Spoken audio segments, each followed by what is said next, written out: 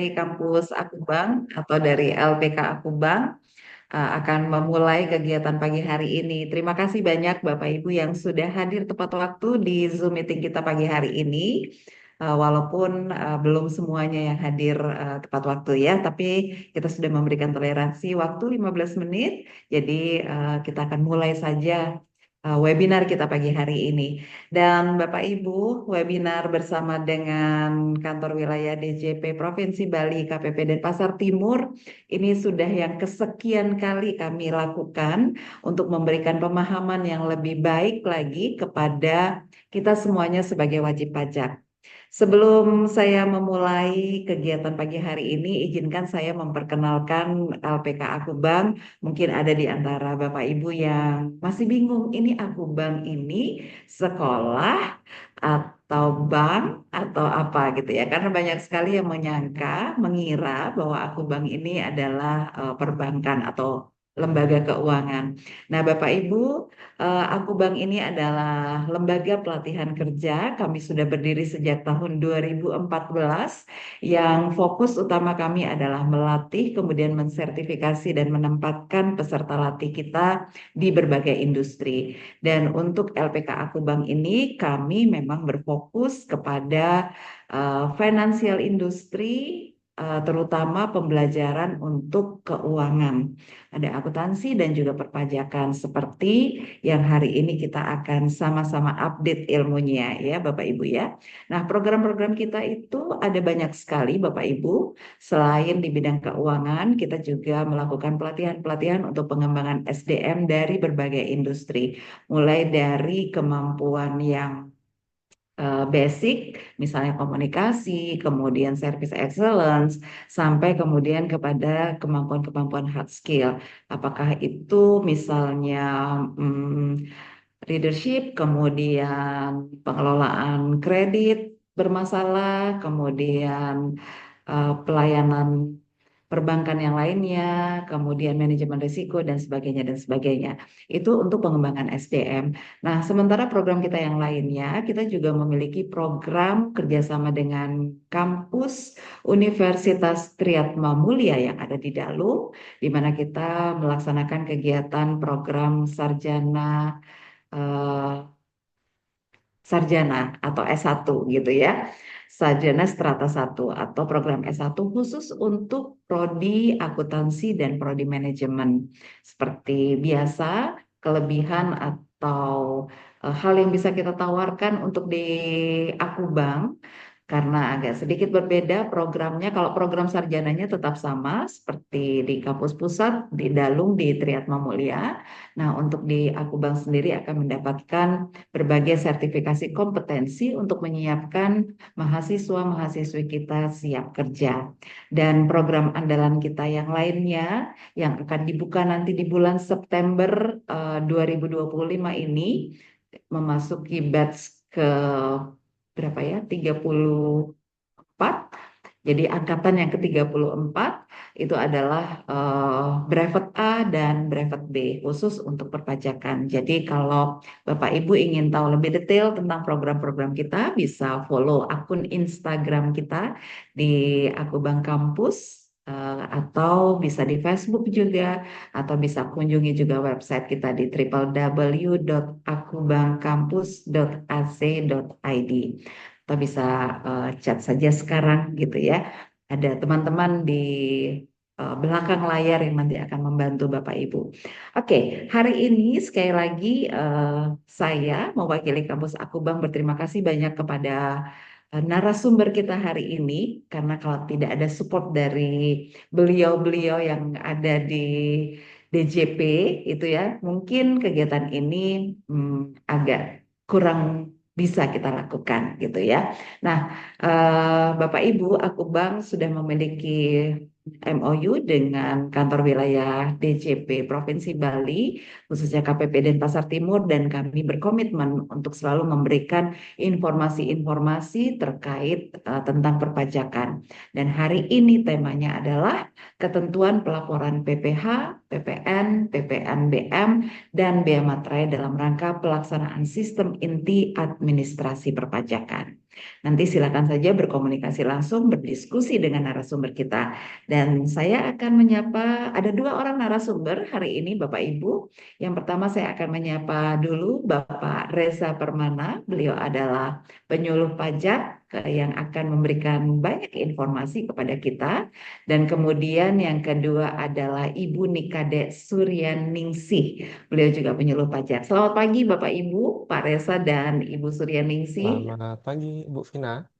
Selamat Ya, pagi, Ibu. Pak Reza, mohon maaf suara Ya, Bapak di saya kok oh agak ya, kecil ya. Mungkin harus dekat ininya. siap saya pegang, Eh, Bu. ah, Ya, lumayan loh Pak kalau ya, pegang. Nanti kan kita berjam-jam ini. Wah, jadi ya, teman-teman yang Ibu. ikut udah mulai bingung nih. Di sebelah harus ada G, camilan kalau kalau ngikutinnya.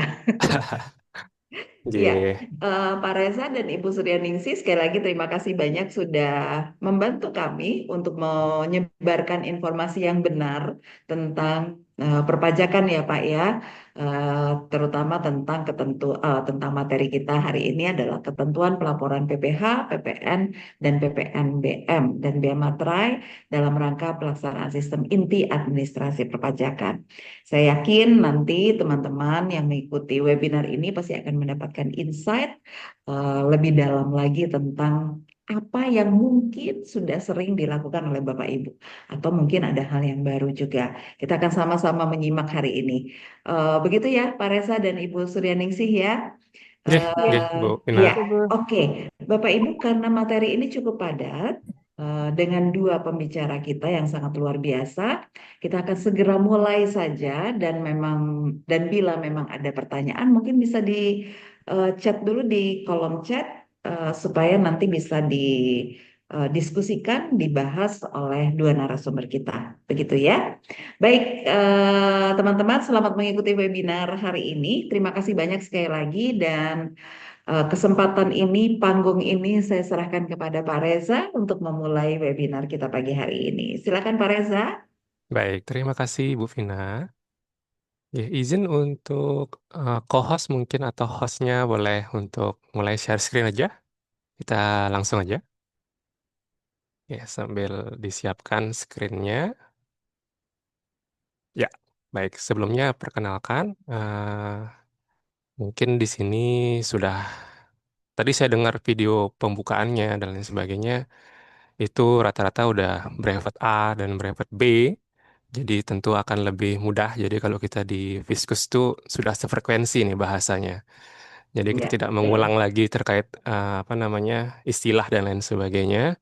Ya, Lalu mungkin juga yang bekerja, bekerja ataupun jadi konsultan mungkin atau staff finance yang beroperasi di wilayah kerja Badung mungkin udah sering lihat saya juga di helpdesk KPP Pertama Badung Utara.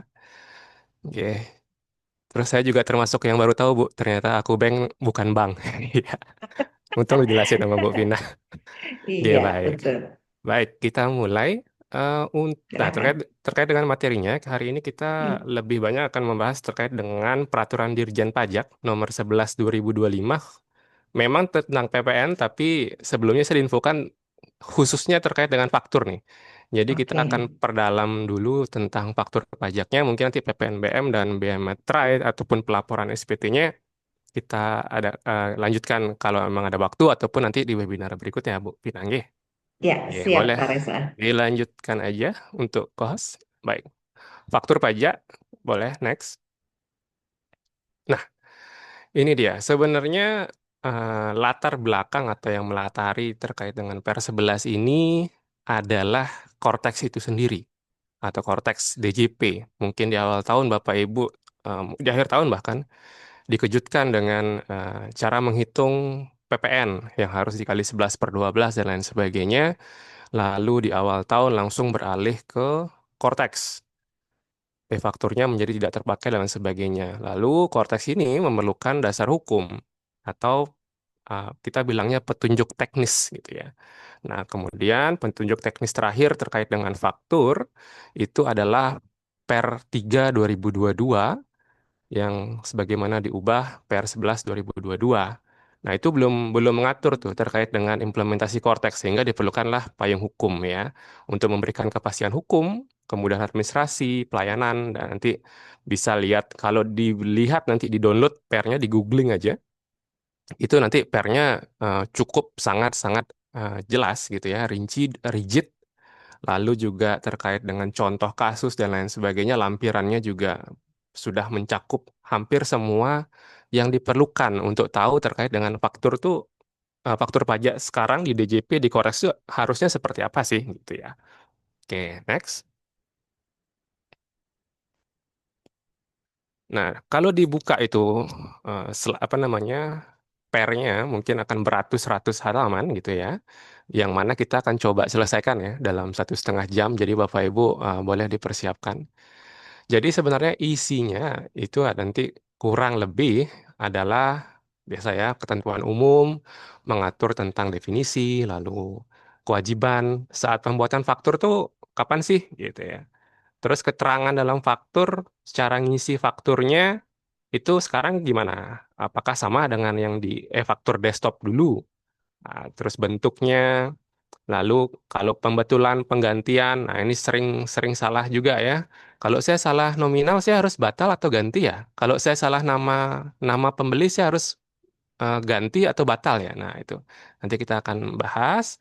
Lalu untuk faktur pajak bagi PKP pedagang eceran ya, boleh nggak sih saya nggak bikin faktur soalnya saya jualannya eceran gitu ya. Nanti kita bahas. Lalu terkait dengan persyaratan formal, material dalam faktur ya. Kapan sih faktur dianggap terlambat? Kapan sih faktur dianggap tidak dibuat? Terus faktur pajak habis saya bikin harus lapor ya. Orang pembeli saya kan cuma minta faktur aja. Fakturnya harus saya lapor apa enggak ya gitu. Nah, nanti kita bahas. Lalu ada juga kondisi kahar gitu ya. Faktur boleh nggak dibikin di Cortex, tapi dibikin kertas. Nah, itu kalau kondisi kahar. Ketentuan lain-lain, peralihan, sama nanti terakhir adalah ketentuan penutup. Oke, next. Nah, inilah yang dirubah di dalam PR11. Jadi, aplikasi yang digunakan, tentu saja, sekarang semuanya ada di Cortex. Jadi, nggak usah tanya lagi ya. Saya pakai e-faktur kok nggak bisa upload ya Pak? Ya memang nggak bisa gitu ya. Memang ada beberapa yang masih boleh pakai e-faktur desktop, tapi kalau kami di KPP, kami selalu sarankan, udahlah, beralih aja. Beralih ke Cortex gitu ya. Terus syarat PKP dapat membuat e-faktur harus punya sertifikat elektronik kode otorisasi. Pak, saya udah punya yang dulu yang masa berlakunya 2 tahun itu filenya saya upload di Cortex di mana ya? Itu masih sering kita ketemu di KVP gitu ya. Jadi sejak Cortex sekarang sertifikat elektroniknya cukup Paspris saja. Jadi sertifikat elektronik itu kode otorisasi itu istilahnya tanda tangan. Tanda tangannya cukup pakai kode dari PIC. Nah, seperti itu aja. Lalu mengatur juga dia nanti di pair ini kalau mau tahu terkait alamat tempat kegiatan usaha nih cabang. Nah, sekarang kan udah nggak ada cabang ya di Cortex ya. Adanya NITKU atau TKU, nomor Indo Tempat Kegiatan Usaha, nomor identifikasi, maaf. Lalu kode transaksi faktur, kalau dulu 01, 02, 03, 04. Nah, itu sekarang ada tambahannya ya, ada 10 gitu ya. Sebelumnya kode transaksi 06. Terus kode status penggantian faktur ya sebelumnya cuma 1 digit. Oh kalau 0, 0, 1, 0 berarti faktur normal. 0, 1, 1 berarti faktur pengganti. Ya kalau sekarang ada perubahannya. Nomor seri faktur dulu harus minta ya. Harus minta di awal tahun atau sebelum bikin faktur harus minta dulu di e-faktur.pajak.go.id atau di Innova gitu ya. Sekarang nggak usah. Nah, ini yang cukup cukup radikal adalah batas waktu upload. Kalau dulu paling lambat tanggal 15 bulan berikutnya, kalau sekarang paling lambat tanggal 20. Itu ya. Jadi kalau dulu dikejar-kejar harus tanggal 15, sekarang tanggal 20 udah boleh masih boleh ya upload faktur. PKP toko retail membuat faktur pajak menggunakan e-faktur. Nah, ini untuk VAT refund ini. Jadi untuk WNA biasanya yang berbelanja di toko gitu ya, nanti dia di bandara dia boleh refund. Di bandara bandaranya juga bandara khusus ya. Salah satunya Ngurah Rai. Jadi nanti mengajukan PKP-nya untuk menjadi toko retail namanya. Terus pemberitahuan ekspor ya, barang kena pajak ya, itu menggunakan e-faktur semua gitu ya. menggunakan modul e-faktur dalam Cortex DJP semuanya gitu ya. Nah, terus kesalahan pengisian identitas pembeli, kalau dulu itu nggak boleh ya pakai faktur pengganti gitu ya, pembatalan dan lain sebagainya gitu ya. Sebelumnya itu diatur tapi dia sifatnya intern gitu ya. Tapi sekarang sudah diatur dalam pernya gitu. Jadi kalau yang salah adalah NPWP atau namanya ya batal gitu ya, bukan ganti namanya gitu. Kalau yang salah nominal atau isian barangnya diganti, bukan nggak perlu batal. Nah, itu masih sering terjadi pembatal, sering jadi begini, apa namanya, kebingungan di lapangan. Faktur pajak pengganti pasca notaretur. Nah, ini nanti kita atur, nah, kita bahas sama nanti ketentuan peralihan. Nah, ini gimana sih e-faktur yang lama itu masih bisa dipakai sih? Apa saya perlu hapus saja atau gimana? Oke, nanti kita bahas. Boleh next. Oke, kita bahas dulu terkait dengan ketentuan umum. Nanti mungkin materinya bisa di-share aja sama pihak aku Bang ya. Nanti silakan di-share aja. Kita coba bahas-bahas ini aja sekilas. Yang ikut kan juga udah brevet AB juga ya. Udah sebelumnya udah menimba ilmu di aku Bank gitu ya. Oke, jadi PKP ya, apa sih PKP? Ya, PKP adalah pengusaha yang mengukuhkan dirinya untuk memungut PPN lah gitu. Oke, yang melakukan penyerahan BKP, JKP ya, membuat faktur pajak sebagai pungutannya. Nah, nanti kalau masih ada yang tanya, BKP itu apa ya Pak? Gitu. Nah, itu nanti boleh ikut kelas lagi. Boleh ikut kelas lagi nanti dia aku bank ikut brevet A dulu ya, brevet A atau brevet B. Oke, nanti di faktur pajak harus dicantumkan keterangan dibuat dalam bentuk dokumen elektronik, nah, pasti gitu ya.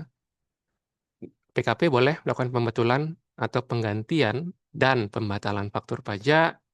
Terus nanti untuk eceran, gimana sih karakteristiknya gitu ya. Ke, saya boleh tidak bikin faktur standar itu kalau pembelinya siapa ya. Nah, itu adalah karakteristiknya untuk konsumen akhir. Saya biasanya kalau ngambil contoh paling gampang, lihat aja Indomaret. Sorry, sebut brand ya. Indomaret atau Alfamart, itu ya, seperti itulah faktur pajak eceran gitu ya. Jadi pembelinya sulit kalau kita mau beli beli apa namanya, beli air mineral misalkan di Indomaret harus bikin faktur pajak standar ya. Terus korteksnya error lagi ya kan lama ya. Jadi nanti bisa menggunakan faktur pajak eceran tapi pembelinya harus memenuhi karakteristik konsumen akhir.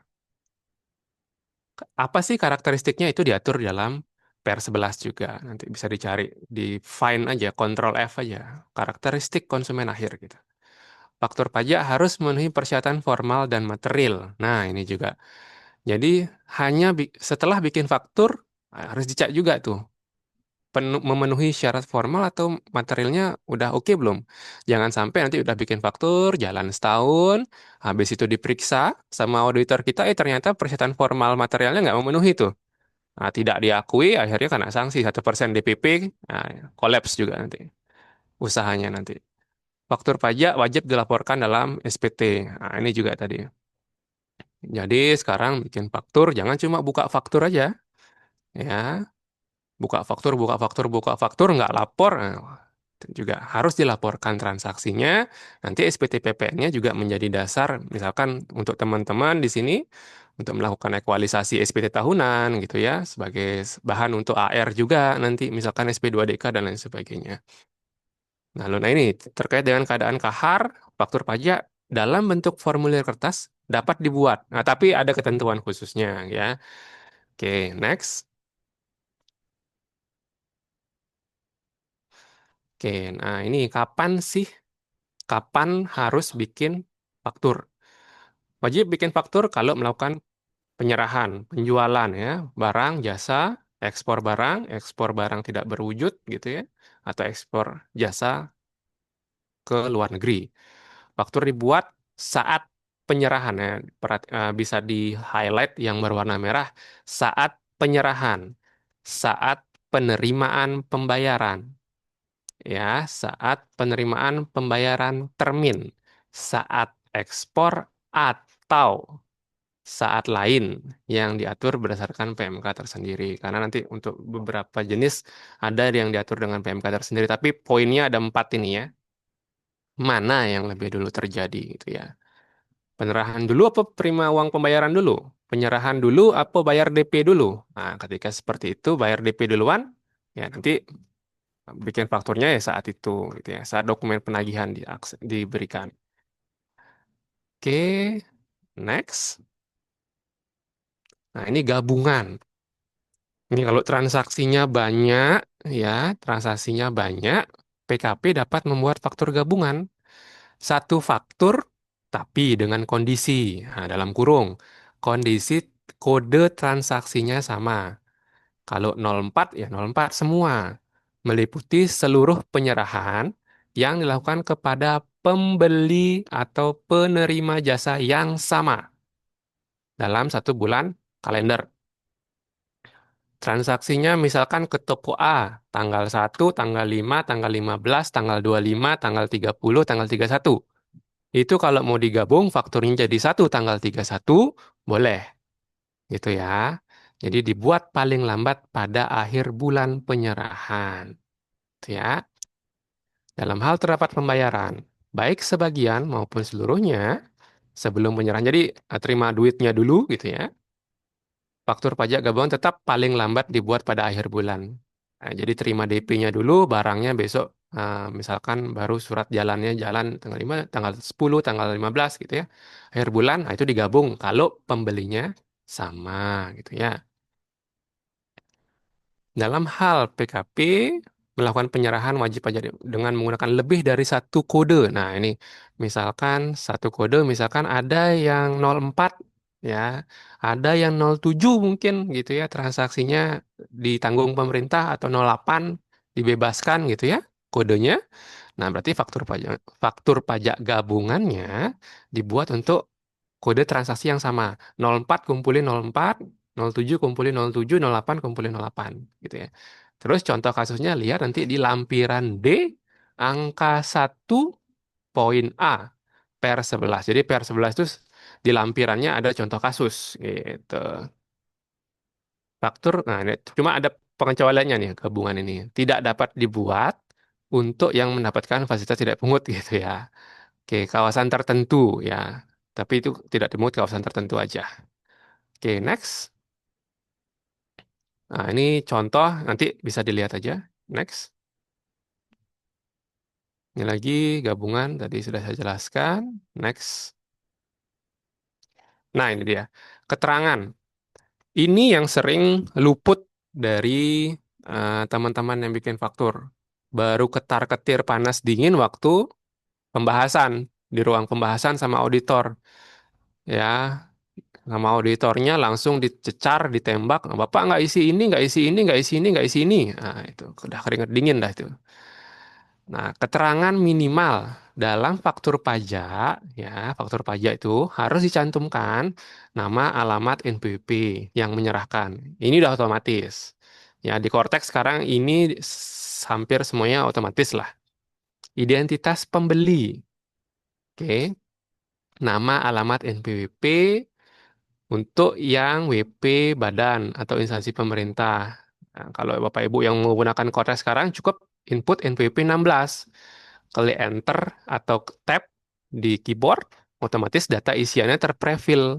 Ya, nama alamat NPWP semua muncul gitu ya. Terus untuk subjek pajak luar negeri tadi untuk yang VAT refund itu ya, nanti diisi untuk paspor misalkan. Untuk yang subjek pajak luar negeri orang pribadi juga bisa menggunakan itu. Pajak dalam negeri orang pribadi misalkan bisa juga pakai nomor NIK dan lain sebagainya gitu. Lalu jenis barang dan jasanya, jumlah harganya, potongan harga atau diskonnya, ya PPN, PPNBM kalau ada, kode. Kode harus dipilih pertama kali saat membuat faktur, nomor seri nanti dikasih begitu upload. Ya, tanggal pembuatan faktur juga nanti kita bisa pilih nama dan tanda tangan yang berhak menandatangani faktur pajak. Keterangan lain juga bisa ditambahkan di kolom referensi atau uraian misalkan nomor invoice-nya gitu ya. Bapak Ibu usahanya punya invoice sendiri gitu ya. Tapi di fakturnya nanti supaya gampang cross-check-nya, nanti di fakturnya input aja nomor invoice-nya juga bisa gitu ya. Nah, lalu NIK mempunyai kedudukan yang sama dengan NPWP dalam rangka pembuatan faktur pajak dan pengkreditan. Iya, jadi sejak 1 Januari 2025, NIK untuk orang pribadi itu sama dengan NPWP 16 gitu ya. Oke, nah saya mau sedikit highlight untuk yang bagian tanggal pembuatan. Karena kebetulan karena saya di helpdesk juga, jadi sering banyak yang tanya gitu ya. Pak, saya misalkan sekarang kita di bulan Juli gitu ya, tanggal 29 Juli hari ini gitu ya. Pak, saya ada transaksi nih kemarin akhir bulan, lupa ngeluarin faktur gitu ya. Invoice, barang semua udah saya kirim gitu ya. Cuma ini pembelinya minta faktur, tapi fakturnya harus tanggal 30 Juni sesuai dengan invoice dari kami. Itu saya masih bisa nggak sih Pak buat tolonglah Pak dibantu. Nah, sampai kayak gitu kadang wajib pajak itu. Ya, soalnya saya coba di Cortex nggak bisa, Pak, gitu. Ya memang tidak bisa karena tanggal di faktur, misalkan hari ini gitu ya, 29 Juli, itu kita bisa bikin faktur Juni, itu paling lambat ya tanggal 20 tadi. Ya, karena batas waktu uploadnya tanggal 20 gitu ya. Jadi kalau transaksinya mungkin, janganlah akhir bulan Juni, misalkan 1 Juni gitu, misalkan. Itu kita ada waktu mungkin sekitar 50 hari untuk bikin faktur Juni itu ya. Jadi mungkin nanti teman-teman strateginya adalah kalau mau di-input dulu bisa kan faktur itu bisa disimpan ya. Nggak harus di-upload hari itu nggak harus gitu ya. Disimpan dulu aja, simpan, simpan, simpan. Nanti nguploadnya mungkin ketika akhir bulan atau awal bulan berikutnya. Paling lambat tanggal 20 bulan berikutnya. Itu ya. Jadi itu strateginya gitu. Jadi biar nggak bingung nanti terkait tanggal gitu ya. Oke, next. Nah, lalu tata cara pengisian identitas. Nah, ini faktur yang baru ya. Faktur yang baru sekarang.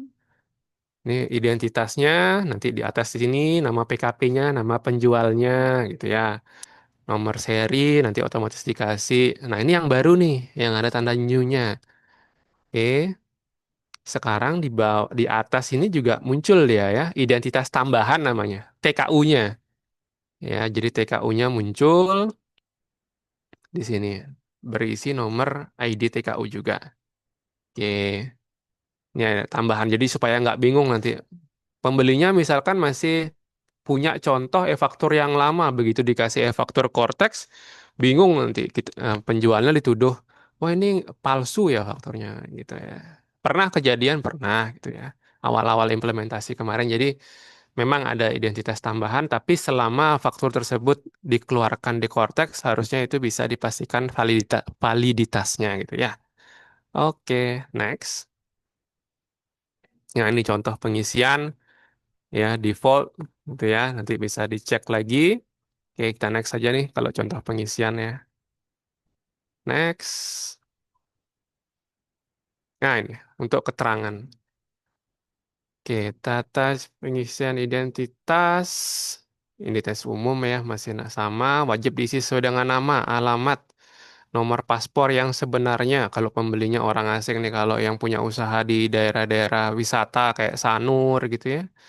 Atau di Canggu sana ya, karena kebetulan unit kerja saya yang lama itu di Badung Utara ya, jadi tuh pembelinya ya rata-rata ya bule gitu ya, punyanya paspor gitu ya, harus tetap dibuatkan faktur yang standar. Secara faktur standar tuh ya seperti ini, identitas sekarang mesti ada, nggak ada lagi tuh pembeli yang saya nggak mau ngasih data saya ntar takut ketahuan pajak. Nah, itu tolonglah dipersuasif gitu ya pembeli-pembelinya nanti. Oke, nanti strategi komunikasi nanti bisa ikut kelas lagi ya di Aku Bank gitu ya. Oke, lalu terkait identitas khusus ya, alamat TKU ya, alamat TKU yang menerima BKP atau JKP, ini ada hal yang baru. Oke, nanti bisa dibaca-baca lagi, boleh next. Oke, ini nanti contoh pengisian, next saja, next lagi. Oke, nah ini jenis barang. Ini juga yang baru di dalam PR 11 gitu ya. Jadi jenis barang dan jasa wajib diisi dengan keterangan yang sebenarnya. Untuk kendaraan bermotor baru dilakukan registrasi. Nah, ini untuk dealer ya. Ya, kalau ada di sini dealer, nah, ini nanti ketentuan khususnya. Terus terkait yang dia properti, misalkan jualannya tanah bangunan gitu ya. Yang dijual inventorinya dia itu tanah bangunan, nah, nanti seperti apa. Untuk ke kawasan perdagangan bebas atau pelabuhan bebas, free trade zone, nanti ditambahin HS code, nanti minta di bea cukai gitu ya. Ketentuan lain, kode barang jasa. Nah, ini kalau sekarang buka Cortex, itu kode barang jasanya itu mungkin ada, saya lupa, ratusan kayaknya ya. Berapa ratus gitu ya. Jadi barang A, B, C itu sekarang ada listnya. Kalau dulu di e-faktur kita yang mendefinisikan sendiri. Nah, cuma dalam PKP tidak punya kode pengkodifikasian gitu ya. Kolomnya itu bisa diisi 000. Nanti nama barangnya otomatis menjadi barang. Nah, nanti nama barang itu bisa dirubah gitu ya. Dalam hal diterima uang muka, termin, angsuran, nanti kolom kode barang ini gitu ya. Misalnya diisi uang, ditambah dengan keterangan nanti uang muka, termin, angsuran gitu ya. Jadi contohnya seperti ini, nanti bisa dicek. Next. Oke, lalu ini masih terkait dengan pengisian keterangan gitu ya. Dasar pengenaan atau DPP. Ya, teman-teman udah tahu ya, DPP sejak awal Januari kemarin. Gimana caranya? PPN-nya 11%, tapi eh, hitam di atas putih di fakturnya 12% kan gitu ya. Maka DPP-nya yang sebelumnya harus diubah menjadi DPP nilai lain gitu ya. Nah, nanti di kolom DPP ini biasanya diisi harga jual gitu ya. Terus nanti di bawahnya ada pilihan untuk mencentang nilai lain gitu ya. Nilai lain ini carilah 11/12 dikalikan dengan DPP-nya atau nilai tertentu yang diatur dalam pasal 9 ayat 1 Undang-Undang PPN gitu ya. PPN yang dipungut, ini otomatis tarifnya nanti 12% ya, pasal 7 ayat 1 Undang-Undang PPN dikali DPP. DPP PPN, nah, DPP PPN sama DPP PPH mungkin akan berbeda dalam hal teman-teman, misalkan PPN-nya include gitu ya. Harga barang udah include nih sama PPN-nya, berarti harus dicari dulu tuh DPP PPH berapa, DPP PPN berapa. Kalau dulu gampang ya, harga sudah include, tinggal dibagi 1,11 atau dikali 100/111, dapatlah DPP, ya baru dikali tarif. Kalau sekarang harus dikali 11/12 dulu supaya dapat DPP PPN, gitu ya. Oke. Lalu untuk kode faktur sekarang menjadi 17 digit. Dua digit pertama adalah kode transaksinya, 01 dulu ya, sekarang 04, 02 untuk ke pemerintah, 03 ke BUMN, 07 tidak dipungut, 08 dibebaskan gitu ya. Dua digit berikutnya adalah kode status. Kalau dulu satu digit gitu ya. 020 berarti faktur normal, 040 faktur normal. Kalau sekarang 0400 itu faktur normal. 0401 itu faktur pengganti. 0402 itu faktur pengganti kedua. Nah, seperti itu. Angka berikutnya 9 digit, 13 digit yang berikutnya itu kode fakturnya. Memang tidak berurutan gitu ya. Sudah tidak berurutan sejak faktur desktop juga sudah nggak berurutan gitu ya. PPNBM kalau ada, kalau barangnya itu termasuk barang yang mewah, diisi, dicek tarifnya PPNBM-nya berapa. Lalu tanggal pembuatan fakturnya. Nah, ini penanda tangan faktur gitu ya. Pastikan yang tanda tangan fakturnya adalah mereka yang berhak gitu ya. Direktur atau pengurusnya. Jangan sampai nanti karyawannya, "Ya, tapi saya ditunjuk sebagai PIC, Pak, supaya bisa masuk ke Cortex saja." Terus sudah kadung nih fakturnya jadinya nama-nama saya. Nah, itu kalau bisa diganti, diganti gitu ya. Jangan sampai menyesal nanti kalau sudah ada audit, nah baru menyesal gitu ya. Minta ganti gitu ya, minta pengurangan sanksi dan lain sebagainya. Jadi penandatangannya tetap direktur atau pengurus ya. Kalau teman-teman di sini sebagai staff cuma diminta buat ngedraft, ya tetap sampai ngedraft aja, jangan sampai tanda tangan gitu ya. Nah, tanda tangan yang berhak tetap gitu ya. Oke, tanda tangannya juga pakai nanti kode otorisasi atau paspres ya. Oke, next. Nah, nih, ini juga yang baru. Pembulatan. Pak, angkanya kok kalau di Cortex ini atau saya pakai impor XML kok angkanya koma-koma ya. Nah, kalau teman-teman selama ini mengampu juga terkait administrasi pajak PPh-nya, mungkin ya selama ini kita tahu kalau pembulatan itu selalu ke bawah gitu ya.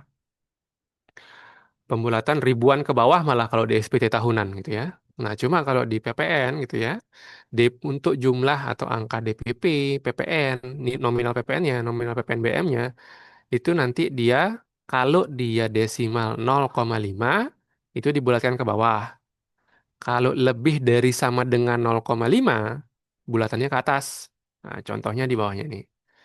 Misalkan 10.100,49 rupiah sebagai DPP. Maka nanti DPP-nya diisi 10.100 karena 0,49 itu dibulatkan ke bawah. Kalau dia ini 15.200,50 maka pengisian nanti 15.201 0,5 pembulatannya ke atas. Ya, terkait dengan pembulatan ini juga hal yang baru di per 11. Oke, next. Ini contoh pengisiannya tadi, ya, DPP normal. Oke, next saja. Nah, ini juga kode transaksi. Kode transaksi sekarang menjadi 10. Nah, oke, kode transaksi menjadi 10. 01 untuk penyerahan BKP yang PP-nya dipungut oleh PKP. Nah, ini yang dulu ya, kalau ada PPNBM-nya, ini pakai 01. Terus kalau yang nomor 4 itu pakai nilai lain ya, 11/12. Ya, ini pakai dia 04. 02 dan 03 tetap 05 untuk besaran tertentu ya. Misalkan jasa transport, jasa freight forwarding itu juga. Itu besaran tertentu itu nanti diatur di pasal 9 ayat 1 Undang-Undang PPN, confirm PP 49 ya kalau saya tidak salah. Itu nanti ada yang nominalnya tarifnya menggunakan besaran tertentu. Untuk yang toko retail tadi, yang kerjasama, yang nempelin stiker VAT refund di tokonya, nah itu nanti fakturnya pakai faktur kode 06. Kalau yang dapat fasilitas tidak dipungut atau ditanggung pemerintah pakai 07, 08 itu dibebaskan. Kalau ada yang jual aset yang tujuan semulanya tidak diperjualbelikan, ingat tetap disetor PPN-nya, buat fakturnya pakai kode 09 karena itu terutang pasal 16D Undang-Undang PPN. Oke.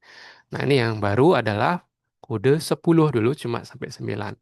Penyerahan lainnya yang dipungut oleh PKP yang melakukan penyerahan BKP JKP menggunakan tarif selain pasal 7 ayat 1. Ini rencananya nanti mungkin untuk yang PPN final ya, tapi masih digodok gitu ya. Tapi dipersiapkan dulu landasan hukumnya. Lalu untuk urutan prioritas. Nah, ini juga. Pak, saya transaksinya ke pemerintah. Itu kan tetap pakai DPP nilai lain. Itu saya kodenya 04 apa 02 ya, Pak? Nah, itu misalkan pertanyaan seperti itu. Kalau kita lihat berdasarkan strata sosial, ya ini urutan prioritasnya, 02 atau transaksi ke pemerintah atau 03 transaksi ke BUMN, ya ini ya. Nah, ini dia lebih tinggi prioritasnya. Jadi walaupun dia menggunakan DPP nilai lain yang harusnya kita bikin 04, berarti dia pakainya 02 kode fakturnya. Yang lebih ekstrim lagi misalkan transaksinya, Pak, saya ini jual pupuk atau jual buah-buahan misalkan, tengkulak misalkan, apa petani, pekebun misalkan itu. Itu kan berarti buah-buahan saya dibebaskan dong Pak PPN-nya. Tapi yang beli ini dinas pertanian gitu ya. Itu kan transaksi pemerintah, harusnya kode 02. Itu saya bikin kode fakturnya 08 atau 02. Nah, kalau kita lihat stratanya adalah 07 di atasnya atau 08 di atasnya 02. Oke, berarti kita bikin fakturnya 08 gitu ya. Jadi cara membaca tabel di sebelah kanan ini adalah apakah transaksi ini termasuk 08? Kalau iya, udah otomatis pakai 08 gitu ya.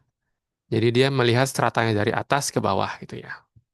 Nanti bisa di screenshot, di save mungkin di notes-nya teman-teman atau di print gitu ya untuk panduan pembuatan faktur untuk tahu kodenya kode berapa. Oke, next.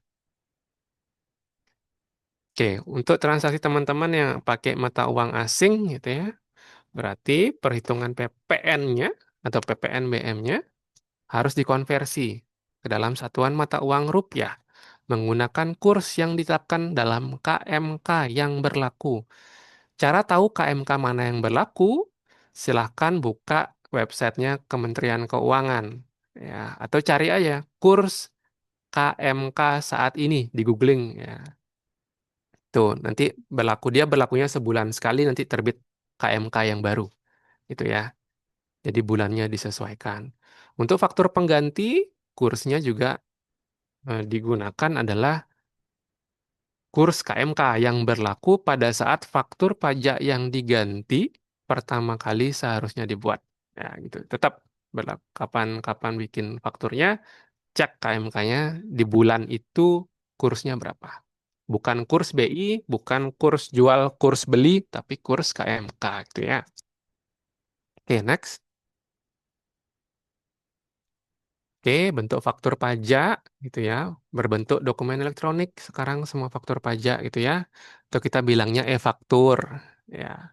Terus, di mana sih bikinnya? Itu menggunakan modul dalam portal WP. Portal WP ini Cortex ya, atau laman aplikasi lain yang terintegrasi. Ya, memang ada beberapa penyedia jasa ya, administrasi perpajakan yang bekerja sama dengan DJP. Kita bisa bikin website, bisa bikin faktur di websitenya mereka gitu ya. Itu kita bilangnya host to host gitu ya. Menggunakan modul e-faktur, dicantumkan tanda tangan elektronik. Modul e-faktur nanti nyarinya di Cortex. Semua dicarinya di Cortex. Di menu biru yang ada di atas, di halaman atas, cari modul e-faktur. Pak, saya udah PKP, tapi e-faktur saya kok nggak bisa diklik? Ah, sudah impersonating belum? Kadang lupa impersonating juga, gitu ya. Saya udah impersonating, Pak, tapi tetap nggak mau. Ah, itu nanti boleh ke KPP atau menghubungi KPP via live chat. Nanti kita bisa namanya eskalasikan gitu ya ke kantor pusat DJP. Tapi itu sifatnya kasuistik sih. Biasanya kalau pengajuan PKP gitu ya, itu 1 hari kerja berikutnya begitu terbit surat pengukuhan PKP-nya, modul e-faktur Cortex-nya juga sudah bisa diakses langsung. Gitu ya. Oke, ini ya pengecualian gitu ya. Untuk konsumen akhir, nah tadi karakteristiknya konsumen akhir bisa dilihat di pasal 13 ayat 5 Undang-Undang PPN atau di per 11 nanti bisa di pasal 100 berapa gitu. Bisa dikontrol find aja karakteristik konsumen akhir. Tuh. Oke, next.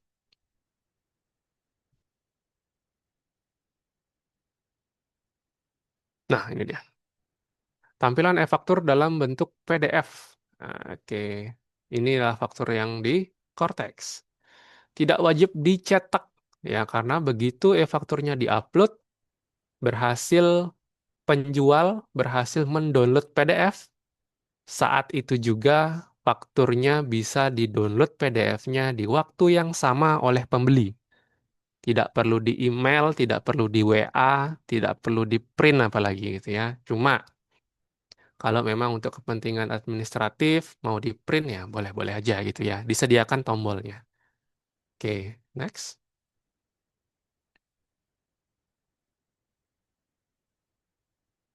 Oke, syarat PKP dapat membuat e-faktur. Nah, ini bahasanya memang agak ini. Tapi kita sepakati dulu, di sini e-faktur itu maksudnya faktur elektronik gitu ya, faktur pajak gitulah bahasanya ya. Dia harus punya sertifikat elektronik atau kodorisasi. Yang harus punya adalah PIC-nya ya. Kalau misalkan teman-teman running perusahaan di sini, itu si PIC-nya yang harus punya tanda tangan atau si direktur atau yang seharusnya berhak tanda tangannya itu ya. Dia harus punya kode otorisasi dulu. Kode otorisasi langsung dibuat di Cortex gitu ya. Kalau WNA, nah itu dia perlu verifikasi dari petugas. Kalau WNI langsung saat itu juga valid. Gitu ya. Terus nanti akses pembuatan fakturnya ada di modul e-faktur. Jadi kalau buka Cortex sebelah kiri ada portal portal saya, lalu ada kalau nggak salah ya, e-faktur, e-bupot, SPT, buku besar gitu ya. Jadi di e-fakturnya nanti. Oke, next. Nomor seri diberikan secara otomatis ya. Kalau dulu ini harus minta, kalau sekarang begitu upload otomatis nomornya dikasih. Oke ya, jadi nggak perlu minta nomor, nggak perlu nginput nomor di referensi ya. Ini kalau teman-teman dulu yang make e-faktur desktop nih pasti familiar nih ya. Harus nginput range nomor gitu ya. Udah nginput range nomor tapi yang muncul range yang dulu gitu ya karena lupa dihapus referensinya. Nah, kalau sekarang udah di udah dihilangkan lah itu ya. Cuma masa lalu itu sekarang. Oke, next. Nah nih, yang baru berikutnya batas waktu upload. Nah, ini boleh di screenshot nih nanti. Paling lambat tanggal 20 bulan berikutnya gitu ya, di-upload gitu ya. Masih bisa. Kalau dulu tanggal 16 gitu ya.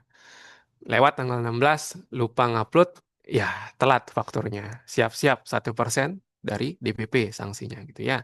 Kalau sekarang tanggal 20. Oke, next.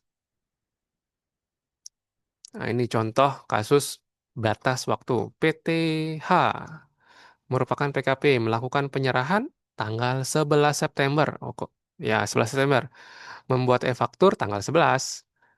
Mengisi kolom tanggalnya tanggal 11 juga. Tapi ya karena kan pekerjaan teman-teman mungkin nggak cuma ngerjain pajak aja misalkan gitu ya, mungkin jadi admin yang lain gitu ya, HR dan lain sebagainya, payroll dan lain sebagainya. Itu mungkin baru sempat buka lagi modul e-fakturnya tanggal 14 ngeklik ya. Atau misalkan tadi teman-teman cuma sebatas konseptor gitu ya. Terus sudah diinfo ke atasan, atasannya cuma read WA doang gitu ya. Jadi dia lupa klik upload gitu ya. Nah, itu uploadnya masih bisa kok paling lambat tanggal 20. Ini kebetulan contohnya tanggal 14 gitu ya. Oke, nah itu contoh kedua nih yang telat nih. Namun e-faktur baru diunggah tanggal 21 gitu ya, 21 Oktober gitu ya. Nah, itu DJP tidak memberikan persetujuan. Nanti status fakturnya reject gitu ya.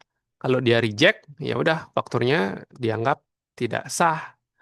Harus bikin faktur Oktober jadinya, telat jadinya ya sebulan gitu ya. Oke, next. Faktur penjualan sebagai e-faktur. Oke. Invoice yang diterbitkan PKP termasuk dalam pengertian e-faktur sepanjang dicantumkan keterangan. Nah, tadi keterangannya nanti bisa dicek di pasal 33 per 11 gitu ya. Terus diupload menggunakan e-faktur yang terintegrasi. Oke, paling lambat tetap tanggal 20. Oke, next. Nah, ini juga untuk keterangan fasilitas ya. Kalau dulu di modul e-faktur desktop itu harus sinkronisasi dulu kode capnya setiap ada aturan yang baru. Kalau sekarang kode fasilitas itu otomatis terupdate gitu ya. Diupdate otomatis. Kalau untuk yang PPN tidak dipungut, dibebaskan, ditanggung pemerintah yang kode 0708, nah itu nanti kode faktornya harus diisikan keterangan ya. Keterangan apakah dia tidak dipungut berdasarkan aturan apa gitu ya. Itu nanti harus dicantumkan. Kalau dia tetap 07 tapi nggak isi kode, biasanya nanti error juga sih dia. Jadi teman-teman terlindungi dari kesalahan formil pembuatan faktur. Ya, oke, next. Ini untuk tata cara pembetulan atau penggantian faktur. Oke, pembetulan penggantian. Nah, pembetulan itu bahasanya juga penggantian gitu ya. Dalam hal kesalahan penulisan yang tidak membuat keterangan yang benar, lengkap, dan jelas. Itu ya. Bisa membuat fakturnya menggunakan modul e-faktur, dapat dilakukan sepanjang SPT PPN-nya belum dilaporkan ya. Yang diganti masih dapat disampaikan lakukan pembetulan gitu ya. Toko retail, nah ini toko retail tidak diperkenankan membuatkan faktur pajak pengganti dalam hal fakturnya sudah diminta refund ya. Pembeli turis asingnya udah caw dia, udah keluar Indonesia baru mau diganti. Ya nggak bisa ya. Kode status 01 untuk faktur pajak pengganti ke satu tadi yang saya jelaskan. Kalau dulu fakturnya itu misalkan 01 gitu ya. 010 faktur normal. 011 faktur pengganti. Diganti lagi ya 011 gitu. Kalau sekarang kelihatan historinya. 0, 0101 berarti diganti sekali. 0102 diganti dua kali gitu ya. Kode transaksi, NSFP, faktur pengganti sama dengan, nah ini nomor serinya, 13 angka di belakang nomor seri, itu walaupun diganti 100 kali pun nanti nomornya tetap sama. Tanggal faktur pengganti, tanggal pada saat faktur pajak pengganti dibuat. Oke. Ini ketentuannya. Tapi praktek di lapangan adalah kadang, misalkan mau bikin faktur pengganti tanggal kemarin, 28 Juli gitu ya. Faktur normalnya 28 Juli. Harusnya faktur pajak pengganti kalau emang ada salah nominal gitu ya, tanggal faktur penggantinya 29 hari ini. Tapi kalau emang mau dibikin 28 ya juga masih bisa gitu ya. Contoh lebih ekstrim adalah misalkan fakturnya tanggal 30 Juni misalkan. 30 Juni misalkan digantinya tanggal 15 Juli. Itu seharusnya tanggal pengganti 15 Juli. Tapi masih bisa kok tetap dibikin karena permintaan konsumen dan lain sebagainya masih bisa tetap dibikin tanggal 30 Juni. Selama selama batas waktu uploadnya tetap tetap diperhatikan ya tanggal 20 gitu ya. Jangan lewat tanggal 20. Itu masih bisa. Oke, next. Oh iya. Oke. Nah, ini nanti di next saja. Ini skema contoh kasus nanti kita bisa diskusikan aja kalau teman-teman ada case ya. Next. Oke.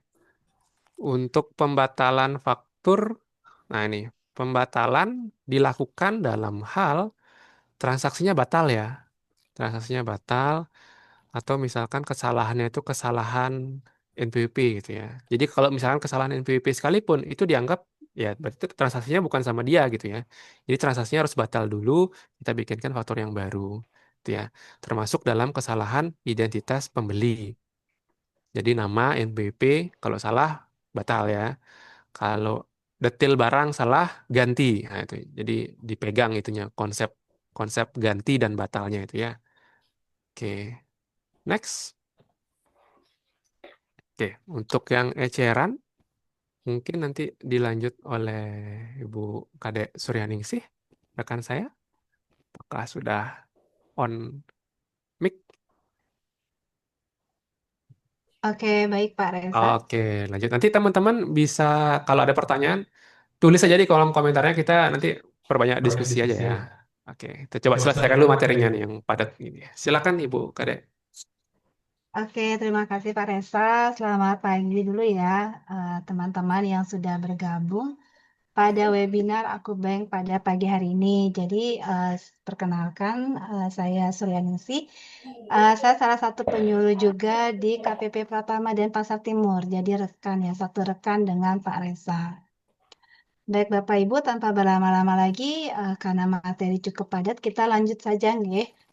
Sekarang kita akan membahas terkait dengan faktur pajak bagi PKP pedagang eceran.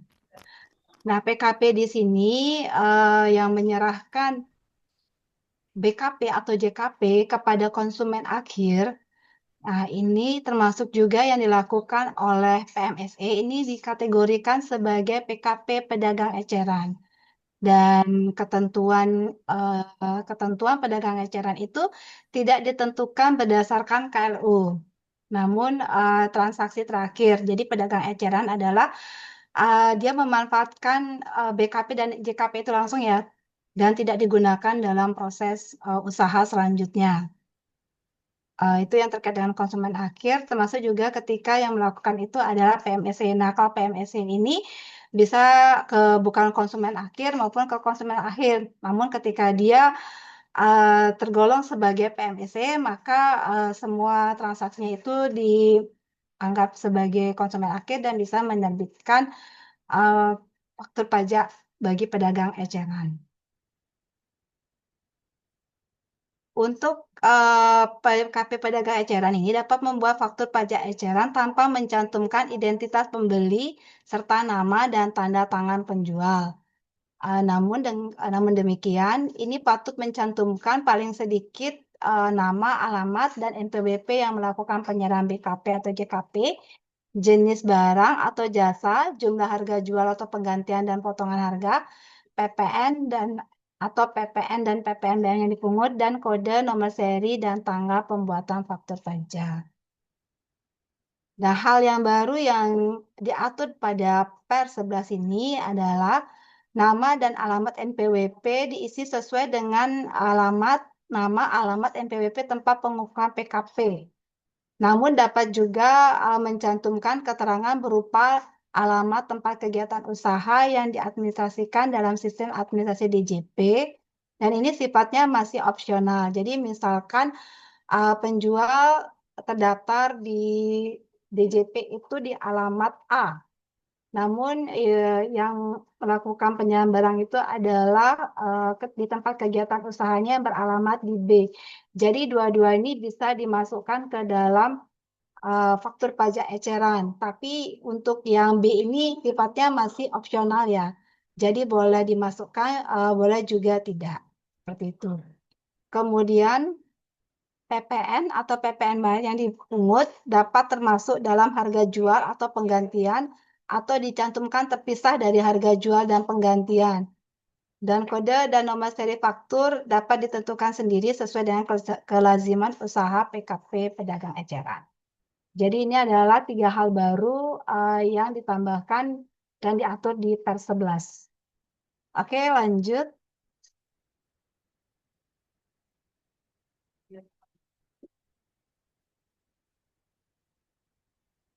Terkait dengan faktur pajak bagi pedagang eceran, ini kita bedakan jadi bentuk, pengadaan dan pembetulan atau pembatalannya, dan peruntukan lainnya. Nah, terkait dengan bentuk, pengadaan dan pembetulan atau pembatalan, jadi faktur pajak eceran dapat berupa bon kontan, faktur penjualan, segi kas register, karcis, kwitansi, atau tanda bukti penyerahan atau pembayaran lainnya sejenis. Ini dapat juga berbentuk dokumen elektronik. Bentuk ukurannya disesuaikan dengan kepentingan PKP pedagang eceran. Pengadaannya juga dilakukan oleh PKP sendiri sesuai dengan kelasiman usaha PKP pedagang eceran tersebut ya, terkait dengan penggantian ataupun pembatalan faktur pajak tersebut. Nah, untuk peruntukan lainnya, di sini faktur pajak eceran dapat juga dibuat atas pemakaian sendiri BKP atau JKP, pemberian cuma-cuma BKP atau JKP kepada konsumen akhir, atau penyerahan BKP atau JKP mendapatkan fasilitas. Dengan catatan di sini faktur pajak eceran dapat diberikan keterangan mengenai PPN atau PPNBM tidak dipungut, dibebaskan atau ditanggung pemerintah, dan peraturan perundang-undangan di bidang perpajakan yang mendasarinya. Jadi ini ketentuannya masih ketentuan lama ya, bukan ketentuan baru di Per 11. Oke, kita lanjut ke slide berikutnya.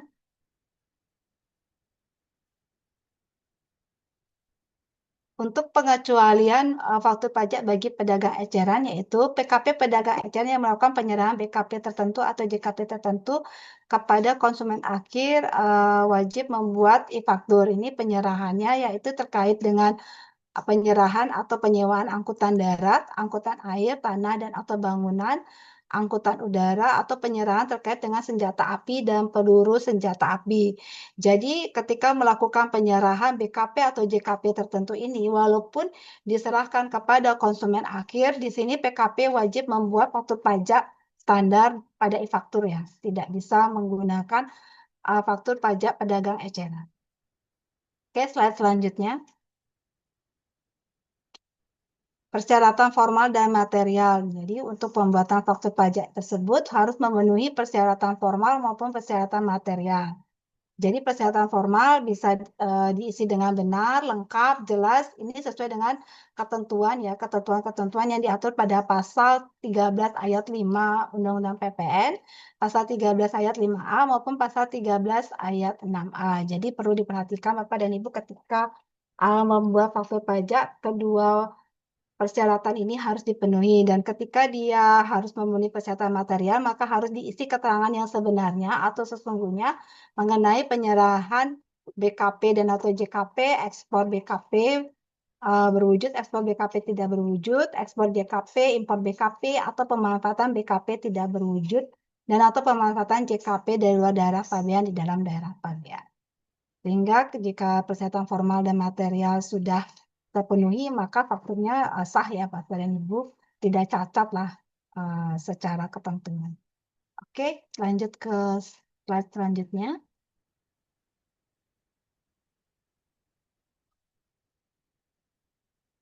Sekarang kita membahas terkait dengan bagaimana faktur pajak tersebut dianggap tidak lengkap, terlambat dibuat, atau dianggap tidak dibuat. Nah, jika tidak lengkap, ini tentunya faktur pajak tersebut dibuat tidak memenuhi persyaratan formal.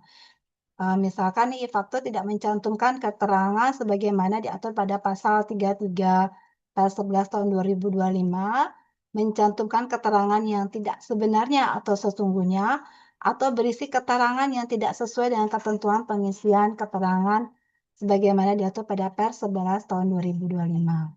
Kemudian terlambat dibuat, jadi tanggal yang tercantum dalam faktur pajak melewati saat seharusnya faktur pajak dibuat.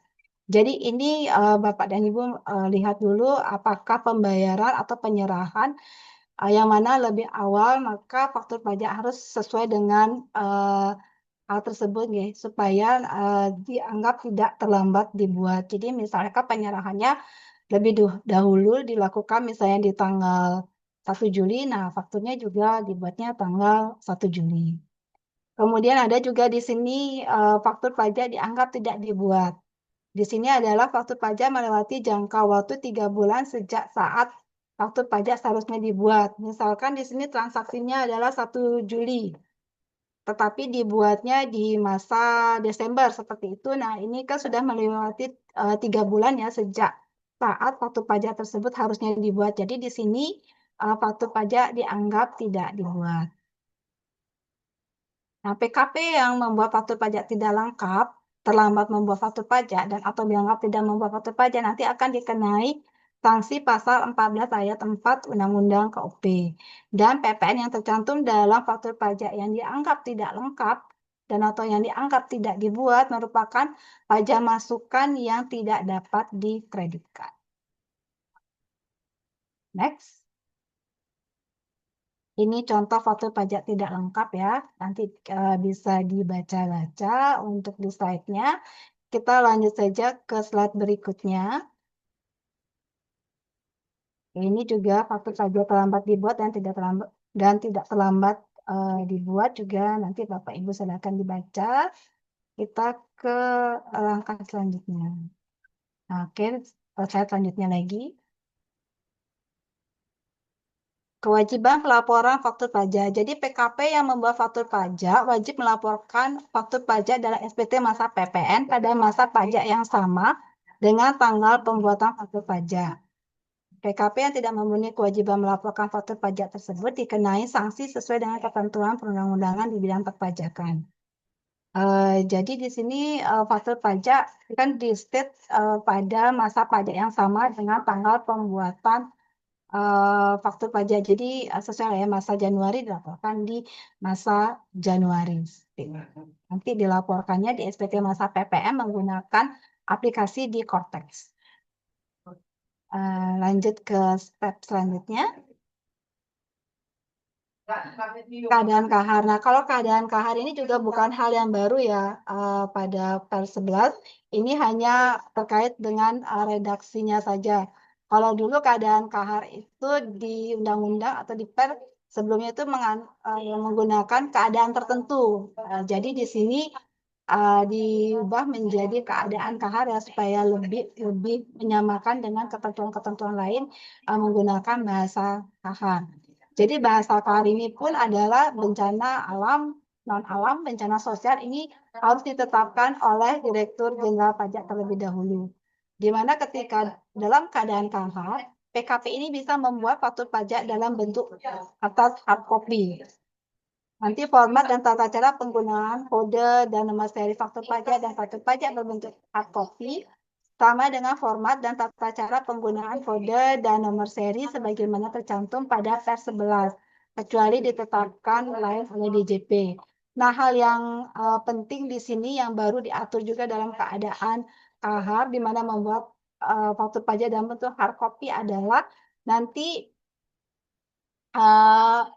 wajib pajak harus mengupload faktur pajak yang dibuat dalam hard copy tersebut menggunakan model e-faktur untuk memperoleh persetujuan DJP. Jadi misalnya setelah keadaan KH tersebut dianggap selesai, nah di sini faktur-faktur pajak yang dalam bentuk hard copy tersebut harus diupload oleh wajib pajak.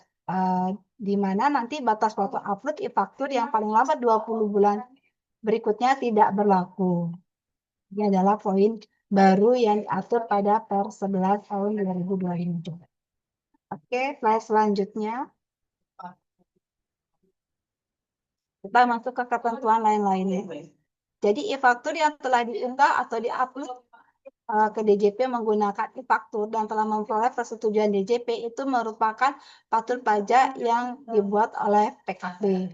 Untuk pengkreditan pajak masukan, jadi PPN yang tercantum dalam e-faktur atau dokumen tertentu yang kedudukannya dipersamakan dengan faktur pajak, itu merupakan pajak masukan yang dapat dikreditkan oleh PKP pembeli ataupun penerima JKP sepanjang memenuhi ketentuan pengkreditan pajak masukan sesuai ketentuan undang-undangan di bidang perpajakan. Nah, untuk pengkreditan pajak masukan oleh PKP pembeli ini tidak tergantung pada pelaporan e-faktur atau dokumen tertentu yang kedudukannya dipersamakan dengan faktur pajak dalam SPT masa PPN PKP penjual. Nah, pajak masukan dalam suatu masa pajak dikreditkan dengan pajak keluaran dalam masa pajak yang sama. Pajak masukan yang dapat dikreditkan tetapi belum dikreditkan dengan pajak keluaran pada masa pajak yang sama dapat dikreditkan pada masa pajak berikutnya paling lama 3 masa pajak setelah berakhirnya masa pajak saat faktur pajak atau dokumen tertentu tersebut dibuat. Kalau Bapak dan Ibu mengingat di PMK 81 itu kan diatur bahwa men-state ya bahwa dokumen lain yang dipersamakan dengan faktur pajak itu bisa dikreditkan paling lambat masa pajak berikutnya paling lambat 3 masa pajak berikutnya. Namun di situ tidak men-state dengan e-fakturnya. Di sini kan kemarin sempat menjadi sebuah perdebatan. Lalu bagaimana dengan e-faktur? Jika di-compare di Undang-Undang PPN-nya, nah di Undang-Undang PPN sendiri sebenarnya men-state bahwa faktur pajak tersebut bisa dikreditkan di faktur pajak yang sama ya ketika dibuatnya, misalnya di masa Januari, jadi dikreditkan di masa Januari, walaupun di ayat berikutnya mencantumkan bahwa ketika itu belum diterima, maka bisa dikreditkan paling lambat 3 masa berikutnya. Nah, di sini kan kalau dulu kita flashback ke faktur pajak yang lama, itu kan dibuat secara hard copy ya Bapak dan Ibu, jadi tidak diterima real time oleh lawan transaksi.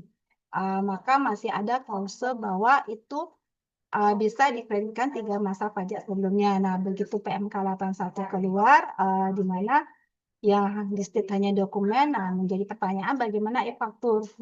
Kemudian karena ini menjadi pertimbangan lagi oleh DJP, maka e-faktur sendiri pun sebenarnya yang secara real time itu seharusnya sudah bisa diterima oleh lawan transaksi dan bisa dikreditkan di masa pajak yang sama.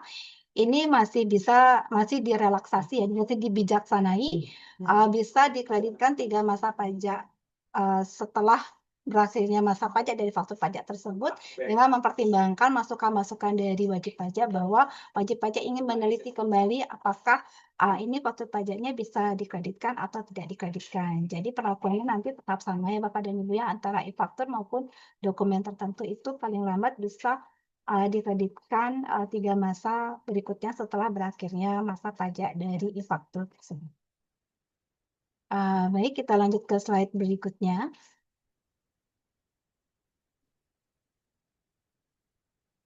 Untuk ketentuan peralihan sendiri di sini diatur juga pada Per 11 terkait dengan faktur pajak pengganti dan pembatalan faktur pajak. Untuk pembuatan faktur pajak normal, pembuatan faktur pajak pengganti dan pembatalan faktur pajak pengganti yang dilakukan sampai dengan tanggal 31 Desember 2024 untuk PKP selain PKP toko retail itu menggunakan aplikasi e-faktur, sementara untuk PKP toko retail itu menggunakan aplikasi VAT Refund Factories. Jadi misalkan ini Bapak dan Ibu membuat faktur pajak normalnya di e-faktur, maka penggantian pun nanti tetap dilaksanakan di e-faktur.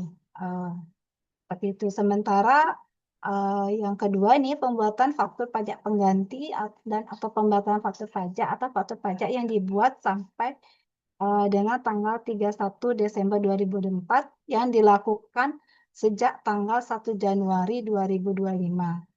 Untuk PKP selain PKP toko retail itu dilaksanakan dengan menggunakan aplikasi e-faktur. Sementara untuk PKP toko retail itu menggunakan VAT Refund Factory Check. Jadi di sini jadi di sini adalah ketentuan peralihannya ya. Kita lanjut lagi ke faktur pajak pengganti pasca dibuatnya nota retur atau pembatalan atas faktur pajak diganti. Ini mungkin kita langsung ke skemanya aja ya, supaya lebih jelas nih. Jika Bapak dan Ibu membuat faktur pajak normal pada e-faktur legacy, kemudian nota returnya dibuat pada modul e-faktur Cortex. Nah, nanti untuk faktur pajak pengganti dilakukan pada aplikasi e-legacy ini tidak memperhitungkan nota retur. Tadi kan sebelumnya sempat dibahas oleh Pak Reza bahwa ketika faktur pajak itu dibuat di Cortex, kemudian terdapat retur pembatalan, maka faktur pajak penggantinya ini memperhitungkan nota retur. Nanti wajib pajak akan melakukan 2 kali SPT pembetulan. Kalau seandainya SPT normalnya sudah dilaporkan ya. Ini yaitu SPT pembetulan ketika nota retur tersebut dibuat dan SPT pembetulan ketika untuk faktur pajak pengganti. Nah, itu ya 2 kali melakukan pembetulan. In case itu faktur pajaknya dibuat di Cortex. Namun ketika faktur pajaknya dibuat di legacy sebelum 1 Januari 2025, nah nota returnya dibuat di Cortex, ketika melakukan pengganti di legacy, ini tidak perlu memperhitungkan nota retur atau pembatalan seperti itu. Kecuali ketika Bapak dan Ibu membuat faktur pajak setelah 1 Januari 2025 di legacy, seharusnya kan itu sudah per 1 Januari 2025 dibuatnya di Cortex. Cuman ada beberapa kebijakan perusahaan bisa menggunakan e-faktur legacy. Nah, ketika dibuatnya di e-faktur legacy, nanti kan ini datanya akan termigrasi ke Cortex ya Bapak dan Ibu. Nah, di sini ketika membuat nota retur itu tetap dia faktur pajak penggantinya memperhitungkan nota retur tersebut. Seperti itu kurang lebih terkait dengan skema faktur pajak normal dan pengganti pada faktur legacy maupun e-Cortex. Oke, kita lanjut ke step selanjutnya. Terkait dengan perlakuan, ada ketentuan peralihan juga untuk perlakuan faktur pajak yang dibuat menggunakan aplikasi e-faktur legacy. Jadi permintaan dan pemberian nomor seri dilaksanakan berdasarkan per 3 ya. Bagaimana diubah terakhir dengan per 11 2022 kecuali ketentuan dalam pasal 15 ayat 4. Nah, e-faktur wajib diunggah di-upload ke DJP menggunakan aplikasi e-faktur legacy dan memperoleh persetujuan dari DJP paling lambat tanggal 20 bulan berikutnya setelah tanggal pembuatan e-faktur. Untuk faktur pajak pengganti atau faktur pajak yang dibuat menggunakan aplikasi legacy ini dibuat dengan menggunakan modul e-faktur Cortex DJP atau bisa juga tetap menggunakan aplikasi e-faktur legacy. Dalam hal faktur pajak pengganti dibuat setelah dibuat nota retur pembatalan atau faktur pajak pengganti. Faktur pajak pengganti yang dibuat dengan menggunakan e-faktur Cortex DJP ini memperhitungkan nota retur pembatalan ataupun jika JKP dianggap tidak terjadi, Namun ketika dia di faktur legacy tanpa memperhitungkan nota retur pembatalan atau pengembalian retur. Seperti yang tadi saya jelaskan ya. Jadi nanti Bapak Ibu bisa diperhatikan untuk pembuatan faktur pajak penggantinya apakah dilakukan di e-faktur, Cortex atau e-faktur legacy ketika sudah ada nota retur. Jadi nanti mereka memiliki perlakuan yang berbeda.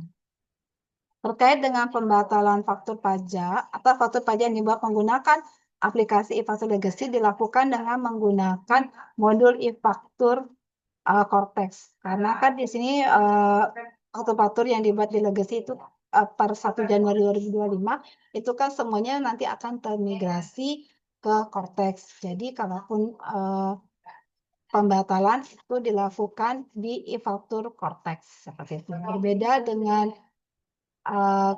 ketentuan di e-faktur di pelaporan e-faktur legacy di mana terjadi pembatalan ini tetap dilaporkan oleh wajib pajak di SPT. Nanti ketika di Cortex otomatis pembatalan atas faktur tersebut nanti di fakturnya tersebut tidak akan muncul ya Bapak dan Ibu di lampiran dari A2 faktur pajak yang Bapak Ibu keluar. Jadi otomatis itu dikeluarkan oleh Cortex ketika ada pembatalan faktur pajak. Oke, kita lanjut ke slide berikutnya.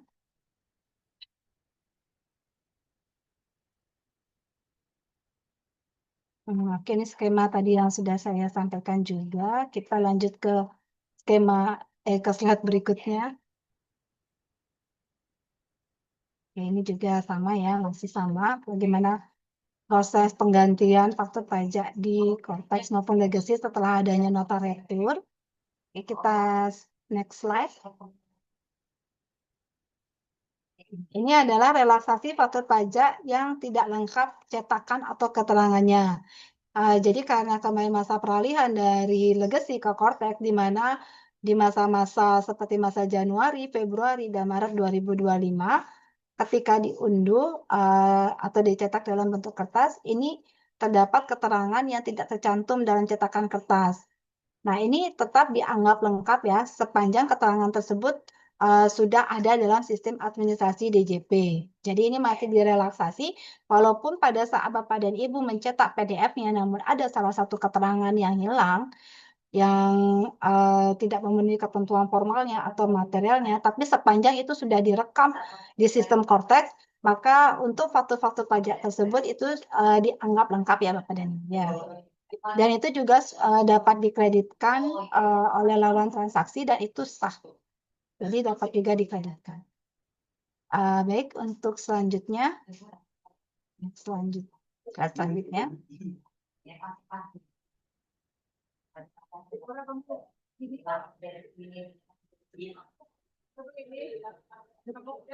Tentang peralihan terkait dengan faktur pajak yang dibuat tidak sesuai dengan PMK 11. Nah, faktur pajak atau dokumen tertentu ini yang dibuat ini terkait dengan DPP Bapak dan Ibu ya. Yang pertama ketika dikeluarkannya PMK 11 tahun 2025 di mana tarif PPN sebesar 12%. Kemudian ada juga tarif PPN-nya sebesar 11%. Nah, ini masih dianggap memenuhi persyaratan formal untuk faktur-faktur yang dibuat dari 1 Januari sampai dengan 3 Februari 2025. Karena kan ada yang memakai tarif 12%, ada yang menggunakan tarif 11%. Nah, sepanjang dia memuat keterangan yang sudah sesuai dengan ketentuan dari Pers 11 ini, nah itu faktur pajaknya sudah dianggap memenuhi persyaratan formal. Kurang lebih seperti itu ya terkait dengan ketentuan peralihan yang ini. Kita lanjut ke slide berikutnya. Nah, terkait dengan bentuk faktur pajak sehubungan dengan pelaporan PPN, ini untuk masa pajak Januari sampai dengan Mei 2025 yang dibuat atau disampaikan melalui portal DJP yang terintegrasi dengan sistem administrasi DJP melalui PJAP sejak tanggal 1 Januari sampai dengan 2025 dianggap telah memenuhi ketentuan peraturan di bidang perpajak. Oke, kita lanjut ke slide berikutnya. ketentuan penutup. Nah, ini masa berlaku dari per tersebut adalah mulai berlakunya 22 Mei tahun 2025. Bapak dan Ibu, kita lanjut ke slide berikutnya. Kita sekarang membahas terkait dengan dokumen tertentu yang kedudukannya dipersamakan dengan faktur pajak.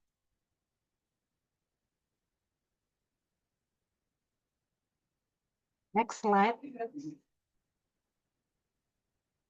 Untuk dokumen tertentu yang kedudukannya dipersamakan dengan faktur pajak, ini sebenarnya masih sama ya dengan per 16 sebelumnya.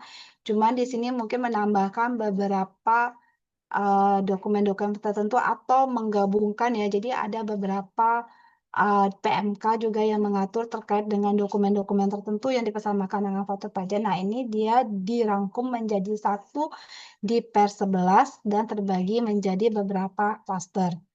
Seperti untuk klaster di pasal 63 ini terkait dengan klaster surat setoran pajak, ini dia menambahkan dengan SSP untuk kegiatan membangun sendiri, SSP untuk pembayaran inisiatif, dan seluruh SSP atau sarana administrasi lain atas pelunasan PPN atau PPNBM secara renteng. Nah, ini dia mengakomodir memasukkan ketentuan-ketentuan pada PMK sebelumnya supaya dokumen tertentunya itu menjadi satu di PES 11 ya.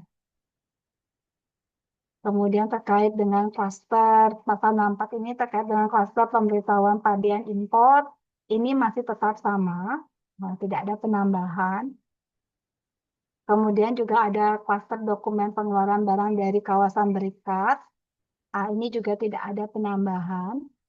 Yang ada penambahan itu adalah di pasal 66 terkait dengan klaster pemberitahuan pabean kawasan ekonomi khusus. Jadi di sini terdapat tambahan terkait dengan PP KEK untuk ekspor dari KEK. Sisanya masih sama ya untuk dokumen-dokumen lainnya. Nah, untuk dokumen tertentu di sini juga diatur di pasal 67 terkait informasi minimal yang harus dimuat dalam dokumen tersebut. Kemudian pasal 68-nya terkait dengan persyaratan formal dan material. Terus kemudian pasal 69-nya terkait pengkreditan pajak masukan. Dan di pasal 70 sanksi apabila dokumen tertentu tersebut tidak dibuat sesuai dengan ketentuannya. Oke, next slide. Kemudian di sini juga ada perubahan terkait dengan PIB dan TIB ini untuk lebih menyelaraskan dengan ketentuan dari BC ya Bapak dan Ibu. Jadi di ketentuan perpajakannya ini dipersamakan. Kemarin ada pemberitahuan ekspor barang. Ini di per 11 berubah menjadi pemberitahuan pabean ekspor dengan mencantumkan elemen data seperti data eksportir. Jadi ini adalah penambahan barunya, jadi perubahan ya. Yang dulunya kita menggunakan istilah PEB, dan sekarang kita menggunakan istilah pabean ekspor. Begitu juga dengan PIB, kita menggunakan istilah yang baru yaitu pemberitahuan pabean impor. Next slide. Jadi di sini penambahan dokumen tertentu yang dipersamakan dengan faktur pajak yang diakomodir dari PMK-PMK sebelumnya. Seperti ini ada dokumen tagihan yang diterbitkan pihak lain dalam memfasilitasi transaksi pengadaan barang dan jasa pada SIPP. Ini diakomodir dari PMK 58. Kemudian terkait juga dokumen lain yang diakomodir dari ketentuan terkait dengan kripto, asuransi, dan pemanfaatan BKPTB atau JKP yang mendapat fasilitas AIDA dan menambahkan pengaturan dalam PMK. Ini yang dari PMK 58, kripto, asuransi, pemanfaatan ini, dan AIDA ini kan diakomodir dari PMK sebelumnya, jadi disatukan di per 11. Kemudian ada tambahan dokumen lain yang diatur sebagai dokumen tertentu dipersamakan dengan faktur pajak berdasarkan peraturan menteri. Nanti ke depannya jika terjadi penambahan-penambahan, nah ini juga ada pasal yang mengakomodir ya, nanti akan diatur lebih lanjut pada PMK yang lain. Oke, next slide. Terkait dokumen lain. Jadi ketika berlakunya Per 11 ini, maka Per 16 tahun 2021 terkait dokumen tertentu yang kedudukannya dipersamakan dengan faktur pajak ini dicabut dan dinyatakan tidak berlaku. Oke, sepertinya sudah habis ya. Next slide. Ya, sudah habis Bapak dan Ibu. Jadi demikian ya terkait dengan Per 11 tahun 2025 kita khusus pada webinar kali ini membahas terkait dengan faktur pajaknya. Oke, untuk acara selanjutnya saya kembalikan lagi kepada moderator. Iya, baik. Terima kasih Ibu Suryaningsih, kemudian Pak Reza, terima kasih banyak. Bapak Ibu, demikian yang bisa disampaikan materi untuk hari ini. Dan beberapa pertanyaan di kolom chat sudah langsung dijawab oleh Pak Reza ya. Terima kasih banyak. Jadi nggak lama nunggunya dan hemat waktu juga sepertinya kalau begini ya. Oke, mungkin ada yang belum terjawab. Bisa kita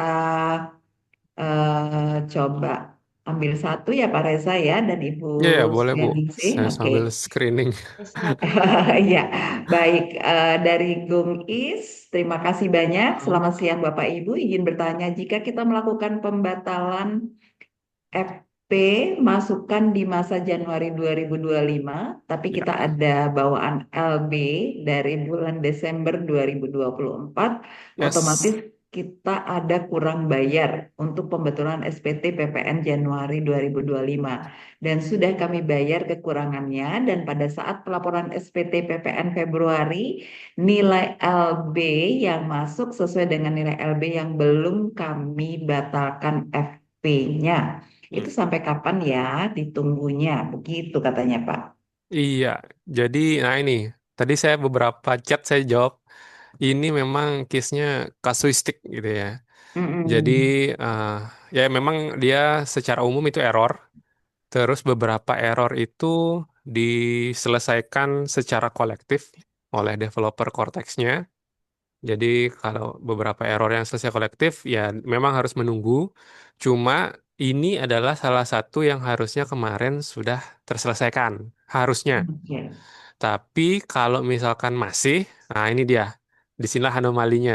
Jadi kalau memang masih, itu kita dalam terms atau istilahnya itu kita buatkan namanya tiket melati namanya.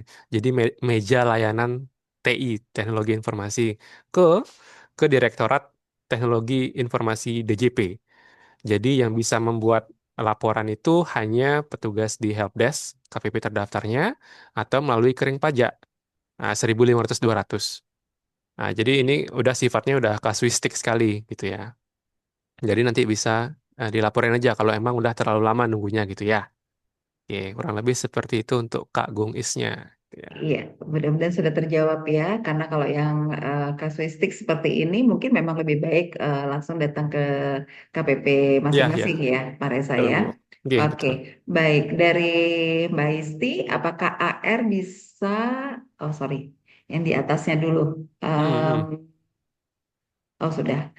Apakah AR bisa membantu mengenai case ini, Pak? Karena kalau harus ke KPP itu perjalanan kurang lebih 4 jam terdaftar ke Madya, sedangkan posisi kami di daerah. Nah, kalau lewat AR-nya bisa Bapak atau harus datang langsung?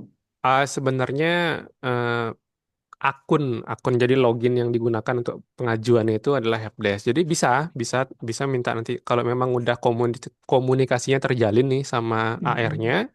Itu bisa aja minta tolong ke AR-nya, Pak, saya ada case A, B, C, ini Mhm. kata di webinar harus tindak lanjut ke Direktorat TI gitu misalkan. Ya nanti Hmm. bisa minta tolong AR-nya, AR-nya nanti sampaikan uraiannya, nanti AR-nya bisa komunikasi sama helpdesk, nanti helpdesk-nya bisa mengirim tiket permasalahan. Kurang lebih sih seperti itu. Kalau Oke, kondisinya jauh ya Mbak Isti ya. iya. Oke. Baik, mudah-mudahan sudah terjawab semuanya ya. Ada lagi mungkin Bapak Ibu yang ingin ditanyakan. Rasanya sih kalau dicek semuanya sudah terjawab nih. Pak Reza langsung sudah ada jawaban di kolom chat dan teman-teman yang lain juga bisa langsung membaca. Siapa tahu ada permasalahan yang sama gitu ya, sudah dijawab. Oke, Mungkin kalau tidak belum ada Pak Reza Ya, atau Ibu Suryaningsih, ada hal yang ingin disampaikan lagi mungkin buat teman-teman yang mengikuti webinar hari ini. oke. Halo, Ah, selamat siang. oh ya, Iya, Eh, silakan. Mungkin selamat saya siang. tadi di kolom chat sudah dapat bertanya. Eh, Hmm. Oke, nggih. itu yang PPN-nya kan sudah terlapor, Pak, dalam status lebih bayar. Namun kita lupa klik kompensasi. Itu bagaimana solusinya, Pak ya? Oke, di Cortex hampir tidak mungkin ya eh, lupa ini, lupa milih opsi. Jadi pasti sudah memilih salah satu tuh antara minta refund atau milih kompensasi. Ah, coba dicek Hmm. lagi di SPT-nya milihnya yang mana tuh. Kalau Eh, se- milihnya pemeriksaan ya sedang jalan tuh proses ya. pemeriksaannya. Ditunggu aja. Sebelumnya sih saya sudah dapat klik kompensasi, namun pada saat bukti keluar itu dia nggak kelihatan terklik seperti itu, Pak. Hmm, Jadinya kosong, nggak ada tanda silang seperti itu. oke. Ah ya ini lagi-lagi kasus kasus kasuistik banget. Eh, Ya, saya kalau gini biasanya saya minta screenshot, saya minta screenshotnya supaya saya bisa analisis gitu ya. Oke, jadi kalau misalkan tadi udah ngeklik kompensasi tapi kok hasilnya tidak terklik dan lain sebagainya, itu nanti boleh mampir aja ke helpdesk KPP terdaftarnya ya Mbak Mbak Wahyuni ya. Nanti dicek tuh, yang diklik itu bener kompensasi atau enggak. Terus yang terbaca di sistem itu nanti beneran kompensasi atau enggak. Terus jangan-jangan klik kompensasi tapi kliknya restitusi bisa jadi juga ada case kayak gitu juga. Jadi nanti bisa dipastikan ya. Jadi karena pengaruhnya itu apa errornya itu tidak pasti soalnya. Jadi dia benar-benar gini case case by case banget ini. Gitu ya kurang lebih ya. Oke. Oke, Baik. Pak. Baik, terima kasih. Oke. Sorry, putus-putus nih, Mbak. Terima kasih atas penjelasannya, Pak. Oke. Ya, baik. Ada yang raise hand juga dari Bapak Muhammad Bima. Silakan. Baik, Iya. terima kasih. Izin bertanya, kalau kita apa itu membuat faktur pajak itu em, dengan produknya itu merupakan pakan ternak itu kan dibebaskan PPN dengan kode faktur 08. Nah, yang saya tanyakan itu misalnya pakan ternaknya ini merupakan kepala udang. Itu untuk listnya itu list kode barangnya itu yang 000 itu kodenya apa nggih? Gitu Hmm. sih. Oke, Terima kasih. baik. Iya. Jadi untuk list kode barangnya memang kan sudah ditetapkan nih. Kalau nggak salah berapa? 1.000? Saya lupa tuh. Jadi ratusan lah pokoknya. Bisa seribuan juga. Nah itu bisa kalau dari DJP-nya resmi ya, yang dari DJP resmi itu listnya ya apa yang Mas Bima lihat di Cortex gitu. Terus kalau nggak bisa di search juga, itu bisa pakai bantuan pihak ketiga. Karena kemarin itu ada beberapa kantor konsultan, bahkan wajib pajak sendiri yang ngupload listnya, ngupload listnya di sana. Jadi bisa di search by Excel gitu ya atau by PDF. Nah itu kalau nggak ada yang mendekati juga, itu bisa pakai 000 yang paling atas. Nanti nama barangnya disesuaikan gitu ya. Tadi apa apa tadi kepala udang ya kalau nggak salah ya. Gitu. Kurang lebih gitu ya Mas Bima ya. Oke, begitu Ya, Pak Bima ya. terima, Baik, ya, terima kasih terima banyak. kasih. Kembali lagi ke kolom chat dari Mbak Iya. Kristina, pembuat faktur di Cortex di kolom nama barang, apakah harus lengkap beserta satuan barangnya juga? Itu yang pertama, Pak Reza. Oke, izin saya langsung jawab ya. Oke, silakan, Ya, silakan. jadi ini kemarin sempat gaduh ya di media sosial atau di X gitu ya. Jadi jawaban dari admin apa Taxmin kami yang di Kering Pajak itu memang nama barang harus mencantumkan satuan gitu ya. Misalkan barang A jumlahnya 5 terus nominalnya per satuan adalah harga per satuan per pieces 1.000. Itu harus ditulis semua itu di nama barangnya. Nah, sedangkan di PR11 itu, jadi ini kami sempat tanyakan juga ke Direktorat Peraturan Perpajakan 2 ya, yang mengampu PPN gitu ya. Jadi yang dimaksud di PR11 itu sebenarnya dicetakkan faktur itu kan ada kolom. Kolom kedua itu kolom nama barang. Di kolom nama barang itu dia harus mencantumkan nama barangnya apa, kuantitasnya berapa, harga persatuannya berapa, gitu. Nah, itu kolom nama barang itu dicetakan faktur itu di Cortex itu kemudian dipecah tiga. Nah, itu dipecah tiga, jadi ada per kolom lagi dia, nama barang sendiri, kuantitas sendiri, harga persatuan sendiri, gitu. Nah, sedangkan Taxmin kami itu dia bener, ya dia cuma bisa sesuai dengan aturannya. Nah, itu yang katanya aturannya mungkin nanti juga akan ada revisinya juga gitu ya.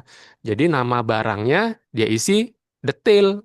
Jadi hasil cetakannya akan menjadi aneh gitu ya. Nama barangnya nama barang A sejumlah 5 harga per pieces 10.000. Nanti di bawahnya muncul lagi kuantitas 5 harga satuan 10.000. Jadi aneh gitu cetakan fakturnya. Nah, kalau saya menganut mazhab gitu ya, saya menganut mazhab nama barang, kolom nama barang itu diisi nama barangnya aja. Karena untuk kuantitas satuan barangnya itu sudah ada kolom tersendiri, sehingga nanti cetakan fakturnya sudah akan sesuai dengan ketentuan di PR11. Kurang lebih seperti itu. Gitu ya, Mbak Kristina. Iya. Kemudian kita kita agak cepat mungkin ya, Siap. Pak Reza ya, karena waktu juga nih. Dari Iya. Mbak Ayu Sukmadewi, selamat siang. Izin bertanya, jika FP masukan atas impor tidak muncul pada saat melakukan pre-populated data, itu bagaimana solusinya? Iya. Jadi untuk impor memang datanya kita minta dari saudara kami ya di Direktorat Jenderal Bea dan Cukai. Datanya dipertukarkan, memang datanya juga sering error juga. Jadi terlambat masuk gitu ya. Itu nanti bisa solusinya ada dua. Satu adalah minta ke KPP BC tempat penerbitan PIB-nya ya. Pemberitahuan impor pabeannya tadi, itu nanti minta untuk disinkronkan ulang atas PIB itu, minta disinkronkan ulang supaya data yang terkirim ke DJP yang terpopulated di Cortex itu sesuai. Di beberapa case memang KPPBC-nya menjawab gitu ya, begitu dihubungi di Bravo Bea Cukai di 1.500 berapa gitu saya lupa. Itu dia jawab, "Oh, udah sesuai kok," gitu. Nah, kalau seperti itu kan udah gini ya, nggak bisa nggak ada gini ya, apa kayak mentok gitu ya. Nah, itu bisa diinput manual gitu ya. Bisa diinput manual kok di Cortex-nya. Gitu. Gitu ya. Oke, baik. Kembali lagi dari Mbak Erna. Mengenai nota Oke. retur ini Pak Reza, mau Ya, membuat nota retur tahun 2019, masukannya sudah muncul di Cortex, tapi setelah klik retur, tanda panah bolak-balik itu katanya keluarnya error. oke. Seperti ada gambarnya di kolom chat. Ya, ini eh, saya lagi buka kamar ini. Oke. Oke. Nah, itu solusinya juga udah ada tuh di kalimat terakhirnya itu. Invoice should be returned on Cortex XML upload. Jadi harus menggunakan XML, nggak bisa manual. Gitu. Oke, ya Ya, sudah langsung terjawab terjawab ya. oleh Cortex-nya itu. Sudah Siap. dijawab langsung. Oke, Iya. baik. Ya, Bapak Ibu, sayang sekali waktunya sudah hampir habis sedikit.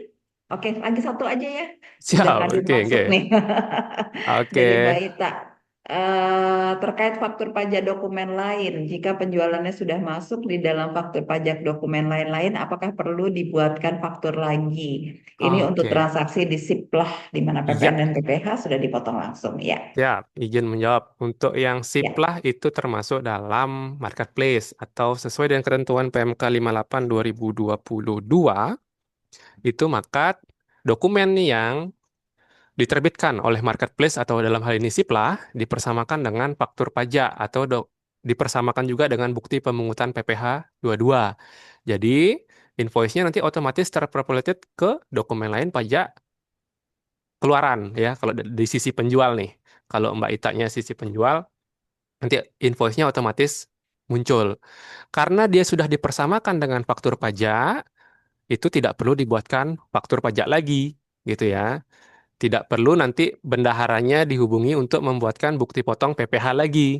Karena si invoice dari Siplah itu sudah dipersamakan dengan bukti pemotongan PPh dan juga faktur. Seperti itu. Lanjut Oke. pelaporan, Mbak Ita. Iya, baik. Terima kasih banyak ke Bapak Ibu, teman-teman semuanya yang sudah bergabung. Eh, jika tidak masuk ke dokumen lain-lain, tapi sudah masuk ke Siplah itu gimana katanya Di Pak? input manual. Ini case-nya sama dengan yang tadi, PIB gitu. Oke, iya. Oke, baik ya. Eh, jadi silakan Bapak Ibu nanti bisa berkonsultasi langsung kepada teman-teman AR yang ada di KPP masing-masing terdaftar. Dan untuk hari ini webinar kita cukupkan dulu sampai di sini. Semoga apa yang sudah disampaikan tadi oleh dua narasumber kita yang sangat luar biasa, Pak Reza Permana dan Ibu Nikade Suryaningsih bisa mendapatkan atau memberikan masukan insight yang lebih baik lagi kepada Bapak Ibu semuanya. Dan untuk teman-teman yang lainnya, silakan mengisi link absensi atau link feedback yang ada di kolom chat. Dan saya mengingatkan juga Bapak Ibu bahwa nanti di bulan September kita membuka kembali pelatihan Brevet A dan Brevet B untuk batch ke-34. Jadi silahkan yang mau mendaftar karena terbatas slotnya di setiap batch. Jadi untuk pelatihannya itu hanya 2 kali 1 minggu, mulai dari jam 6 sampai dengan jam 9 malam di hari Kamis dan Jumat setiap minggu. Dan untuk satu materi Brevet A itu sekitar 12 sampai 14 kali pertemuan, begitu juga dengan Brevet B. Untuk keterangan lebih lanjut silakan Bapak Ibu bisa mengunjungi website kami, bisa juga mengunjungi Facebook ataupun Instagram dari Akubang. Oke, Pak Reza dan Ibu Suryaningsih, terima kasih banyak sekali lagi sudah berbagi yang sangat luar biasa pagi hari ini. Dan seperti biasa, di akhir kita akan berfoto bersama dulu. Mohon berkenan untuk membuka kamera Bapak Ibu supaya kelihatannya lebih bagus. Dan di kolom chat juga teman-teman dari Akubang sudah menuliskan nama dan nomor telepon dari PIC kegiatan ini. Jadi silakan bila ada pertanyaan, mau mengikuti kelas dan lain sebagainya, menghubungi dua PIC yang ada di kolom chat. Ada Ibu Desa di 082144639670 dan Ibu Vina, tapi bukan Vina saya, di 081239175958. Ada di kolom chat semuanya ya. Oke, kita akan berfoto bersama dulu. Bapak Ibu, silahkan dibuka kameranya semua. Ada berapa slide hari ini? Ada 3 slide. Baik, kita mulai dari slide yang pertama. 3, 2, 1. Slide yang kedua. 1, 2, 3. Dan slide yang ketiga. 1, 2, 3. Baik, terima kasih banyak sekali lagi Bapak Ibu, terima kasih Pak Reza dan Ibu Suryaningsih. Mohon maaf bila ada hal-hal yang kurang berkenan dan tetap pantengin medsos dari Akubang. Kami akan selalu memberikan tambahan informasi untuk Bapak Ibu terutama di bagian keuangan, apakah akuntansi dan perpajakan. Sekali lagi terima kasih banyak ke Bapak Ibu, sampai jumpa di lain kesempatan dan selamat menikmati makan siang di tempat masing-masing. Selamat siang. Ya, Ibu, terima kasih teman-teman Selamat siang, semua. terima kasih Terima semua. kasih. I put my feelings on safety so I don't go Deep, ya. shooting where your heart beats.